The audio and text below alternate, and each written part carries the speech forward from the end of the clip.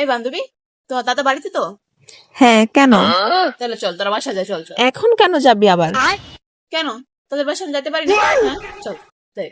আচ্ছা দোস্ত, তোর কাছে আমাকে কেমন লাগে? হ্যাঁ, হ্যাঁ, এমনিতে তো দেখতে সুন্দরই লাগে।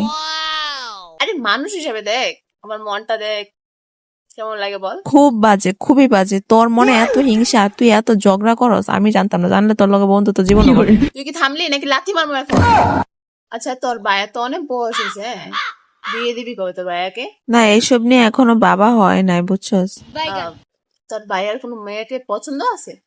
না রে দোস্ত, এটা তো জানি না রে। কি জানিস? হ্যাঁ? সারাদিন শুধু গর্বে থাকে। শাশুড়ি মা মানে কিতা কইলে? তোর মা, আন্টি আন্টি, হ্যাঁ আন্টি, আন্টির কোনো মেয়েকে পছন্দ আছে? হ্যাঁ, তোর ভাইয়ার জন্য?